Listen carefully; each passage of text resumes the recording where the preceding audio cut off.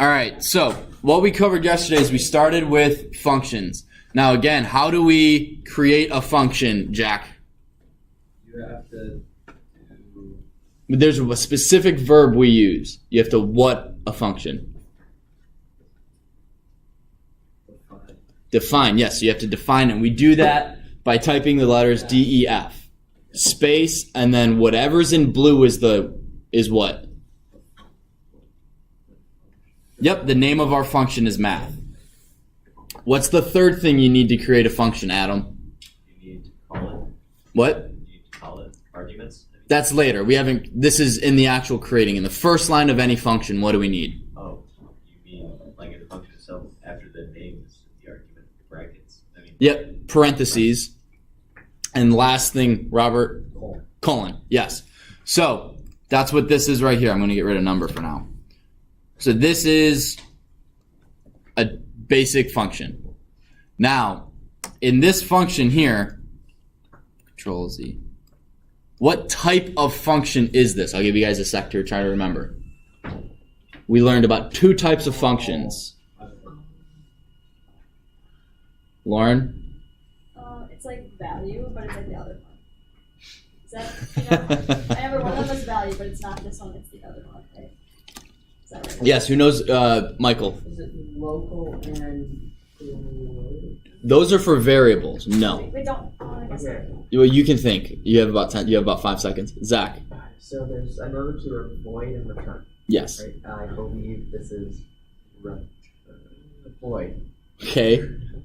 Robert. Void. Why? Because it doesn't contain the return function. Correct. It doesn't return. It doesn't literally have the word return in it, so it's a void function.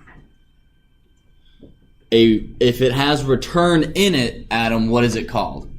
A return function. There's a specific word before I forgot the return. word for it. I only know void. Soren. a value returning function.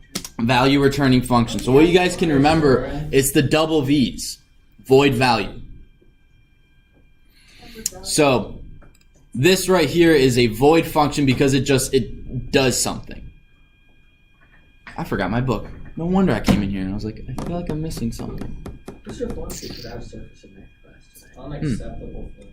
I know. Oh. It's a full Michael. all semester for that. So, this guy downloaded the Minecraft thing, Oh but, my Okay. goodness, no If it doesn't have to do with functions, I don't want to talk about it. so If you want to talk to me after school or after class, I'll talk to you. So, the whole But- thing is in functions, is that normal? Like, literally? Yes. When you get more complicated code, everything will be in functions. Almost everything. Is that just for like organization? Yes.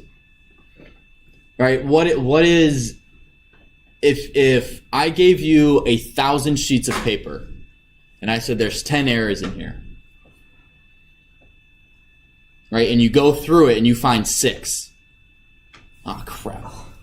I gotta go through 10,000 sheets of paper again. Whereas if I gave you what? It could take ages. I know, that's the point. And if then I gave you, okay, here's 10 books of 1,000 pages, and you go through it again, and you're like, okay, in this one, I know there's no errors. You can close it and you never have to look at it again.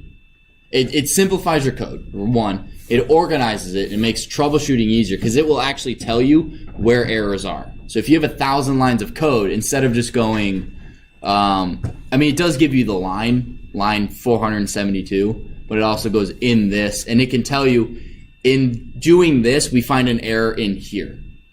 So it is easier that way.